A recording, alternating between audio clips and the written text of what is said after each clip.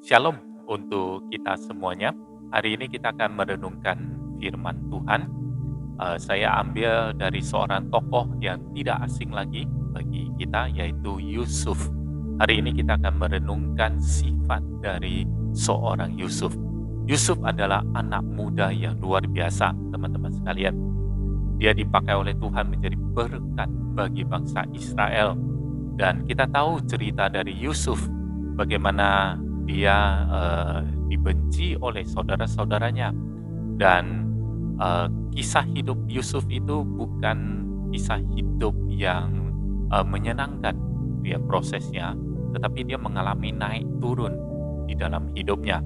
Seperti grafik hidup Yusuf yang bisa kita lihat, ya, kita lihat bahwa Yusuf sangat disayang oleh papanya, dan karena itu maka saudara-saudaranya menjadi benci kepada Yusuf. Suatu hari ketika Yusuf sedang mencari saudaranya dan mendapatkan mereka ternyata sudah punya rencana yang jahat. Dan rencana mereka awalnya adalah ingin membunuh Yusuf.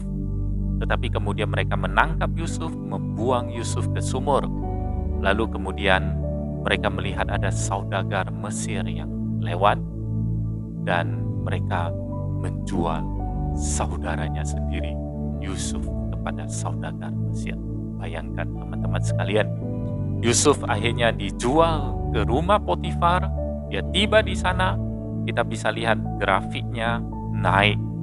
Ya, Yusuf bekerja dengan rajin dan karakternya begitu baik sehingga Potifar mempercayakan seluruh harta, apa yang ada di dalam rumah kepada Yusuf untuk dikelola. Bahkan Yusuf menjadi kepala budak-budaknya. Nah, teman-teman sekalian, sampai di sini pergumulan, pencobaan datang lagi di dalam hidup Yusuf. Istri Potifar kemudian ingin menggoda Yusuf, dan pada akhirnya sesudah digoda Yusuf menolak, dan Yusuf akhirnya difitnah dan dia harus masuk penjara. Nah, teman-teman, Anda lihat grafiknya, sesudah menjadi kepala budak, akhirnya dia turun lagi dan paling rendah menjadi seorang tahanan di penjara. Di penjara dia ketemu dengan seorang juru minuman raja yang dihukum, tetapi karena dia bermimpi, lalu kemudian dia tidak bisa menafsir mimpinya. Yusuf yang menafsirkan untuk dia. Lalu Yusuf mengatakan, kamu tidak bersalah, nanti kamu akan dibebaskan. Oh, benar sekali. Tapi ingat akan saya yang dipenjara di sini karena saya tidak bersalah. Lalu kemudian benar, juru minuman raja itu akhirnya dibebaskan, tetapi dia melupakan Yusuf. Bayangkan, dia melupakan Yusuf selama 2 tahun. Sampai akhirnya Firaun bermimpi, tidak ada orang yang bisa menafsirkan mimpi. Lalu juru minuman itu baru mengingat Yusuf. Raja, saya baru mengingat ada seorang yang bisa menafsirkan mimpi. Lalu kemudian Yusuf dibawa ke hadapan Firaun, dan Yusuf menafsirkan mimpi Firaun. Dan singkat cerita, Firaun mengangkat Yusuf menjadi wakilnya yang mempunyai kuasa dan otoritas yang menguasai semua yang ada di Mesir. Nah, teman-teman sekalian, lalu kemudian terjadilah kelaparan besar-besaran. 7 tahun Mesir bisa mengumpulkan makanan. 7 tahun terjadi kelaparan. Dan itu juga termasuk saudara-saudaranya Yusuf. Sehingga mereka harus pergi ke Mesir untuk membeli makanan. Dari siapa, teman-teman sekalian? Dari Yusuf. Dan pada waktu mereka ketemu dengan Yusuf, teman-teman, apakah Yusuf membalas dendam? Tidak. Itulah yang mau kita pelajari dari Yusuf. Ada 2 hal yang mau kita pelajari dari tokoh Yusuf. Yang pertama, Yusuf dia memiliki perspektif yang benar. Perspektif sangat penting sekali menentukan arah hidup Anda, teman-teman sekalian. Perspektif menentukan bagaimana Anda bereaksi terhadap apa yang Anda alami. Nah, teman-teman perhatikan gambar. Kita bisa melihat gambar berikut ini. kalau Anda lihat, dia bisa muncul seorang nenek tua ataupun seorang wanita muda, tergantung bagaimana Anda melihatnya. Itulah perspektif. Teman-teman sekalian, perspektif sangat penting sekali. Dua orang bisa mengalami hal yang sama, tetapi mereka bisa memiliki perspektif yang berbeda. Ya.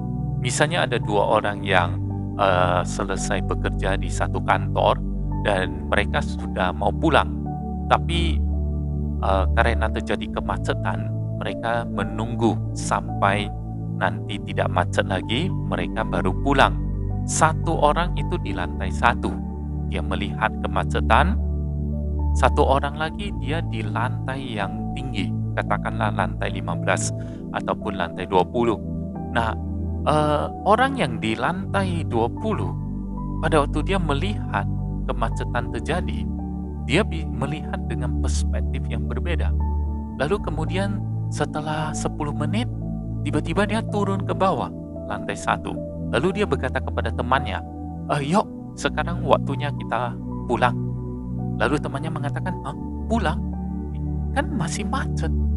Iya, tapi nanti enggak lagi, sebentar lagi. Yuk sekarang ikut saya, pulang kita. Tetapi temannya mengatakan tidak mau, karena masih macet. Nanti kalau terjebak macet bagaimana? Nah teman-teman, teman yang ada di lantai yang paling atas, dia bisa melihat dengan jelas sekali. Ya, karena dia melihat dengan perspektif yang berbeda. Meskipun ada macet, tetapi belakangnya nggak macet lagi setelah 5 menit. Sedangkan teman yang ada di lantai 1, dia tidak bisa melihat apa yang ada di belakang, karena perspektif mereka berbeda. Teman-teman sekalian, perspektif yang benar menentukan cara kita bertindak secara benar. Dan itu yang terjadi pada Yusuf. Makanya Yusuf ketika bertemu dengan saudara-saudaranya, dia bisa saja membalas dendam. Dia bisa saja mengatakan, "Woi, dulu kamu yang menjual saya. Bayangkan, saya adalah saudara kamu, tapi kamu berani menjual saya. Sekarang inilah balasan." Apakah Yusuf melakukan hal yang demikian? Tidak, teman-teman sekalian. Bahkan ketika dia berjumpa dengan saudara-saudaranya, di dalam kitab Kejadian 50 ayat 20, kita bisa membaca ketika saudara-saudaranya begitu ketakutan, mereka berpikir Yusuf akan membalas mereka. Yusuf mengatakan kalimat yang sangat luar biasa sekali. Kalimat yang menentukan dia punya perspektif yang benar. Saya bacakan untuk kita. Ya. Memang kamu telah mereka-rekakan yang jahat terhadap aku, tetapi Allah telah mereka-rekakannya untuk kebaikan, dengan maksud melakukan seperti yang terjadi sekarang ini, yakni memelihara hidup suatu bangsa yang besar. Nah teman-teman, Yusuf bisa melihat apa yang terjadi di dalam hidupnya. Itu adalah di dalam perspektif Tuhan.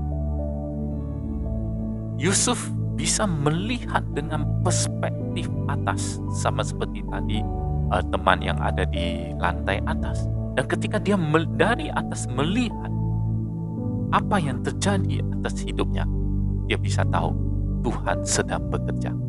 Itulah perspektif yang benar. Nah teman-teman, apakah kita melihat hidup kita dengan perspektif yang benar? Perspektif dari Allah itu sendiri. Kalau tidak, maka kita akan melakukan hal yang tidak sesuai dengan kehendak Tuhan. Yang kedua yang bisa kita pelajari dari Yusuf, ya, tadi yang pertama adalah perspektif, yang kedua adalah purity, yaitu kesucian, kekudusan, kemurnian. Nah teman-teman sekalian, Yusuf adalah seorang yang luar biasa sekali. Ketika dia digoda oleh istri Potifar, bayangkan di rumah tidak ada orang, dan istri Potifar menggoda dia. Bisa saja dia berpikir, gak apa-apa lah, gak ada yang lihat. Lagi pula ini hanya satu kali saja, saya kan melakukannya, setelah itu ya sudah selesai. Tidak demikian, teman-teman sekalian. Yusuf langsung melarikan diri. Dia menjaga kekudusan dan kesucian hidupnya. Nah, teman-teman sekalian, itulah yang kita bisa pelajari dari Yusuf. Semakin murni Anda, semakin suci Anda, maka hidup Anda akan semakin bernilai. Percayalah kepada saya, teman-teman sekalian. Ketika hidup Anda semakin murni, semakin kudus, maka Anda berada dalam kondisi Anda yang terbaik. Makanya Tuhan akan mempersiapkan Anda menjadi tujuan yang mulia. Dan itulah yang Tuhan lakukan terhadap Yusuf. Teman-teman sekalian, you are at your best when you are holy. Remember that. Dan itulah teman-teman, dua hal yang bisa kita pelajari dari Yusuf. Bagaimana dia memiliki perspektif yang benar atas kehidupannya. Apapun yang terjadi, baik suka maupun duka, ketika kita memiliki perspektif yang benar, maka kita akan memiliki cara hidup yang benar. Dan itu hanya bisa ada di dalam Tuhan. Yang kedua adalah Yusuf mengajarkan kepada kita menjaga kekudusan, kesucian hidup. Karena semakin kita menjaga kekudusan, kesucian hidup, maka kita akan semakin bernilai. Kita akan semakin dipandang orang menjadi kesaksian yang baik. Dan kita akan semakin dipakai Tuhan menjadi berkat bagi banyak orang. Teman-teman sekalian, maukah kita belajar dari Yusuf? Mari kita berdoa. Tuhan, kami mengucap syukur untuk anugerah-Mu. Tuhan, sampai saat ini Kau memelihara kami, Kau menjagai kami. Tuhan, Engkau sendiri yang terus memberkati kami melalui firman-Mu, sehingga kami boleh belajar seperti Yusuf, dan kami Tuhan boleh menjadi anak muda yang memiliki perspektif yang benar, perspektif di mana kami boleh ada di dalam kehendak-Mu. Kami juga boleh memiliki keinginan untuk menjaga kesucian dan kekudusan hidup kami, sama seperti Yusuf, sehingga apapun yang terjadi menimpa di dalam hidup kami, apapun yang akan kami lalui, kami tetap boleh ada di dalam tangan pemeliharaan-Mu. Karena kami yakin dan percaya Tuhan akan menjaga kami, Tuhan tidak akan meninggalkan kami. Terima kasih Tuhan. Kami berdoa hanya di dalam nama Tuhan Yesus, Juru Selamat kami yang hidup. Amin. Shalom teman-teman sekalian.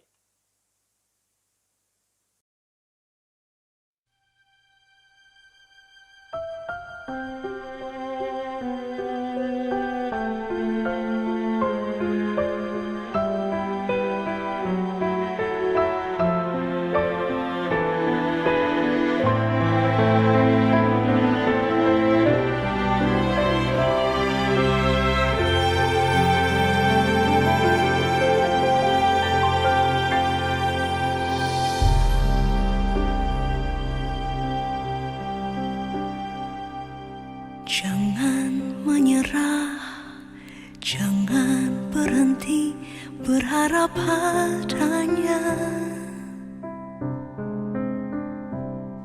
Walau gelap di depanmu, tiada jalan bagimu.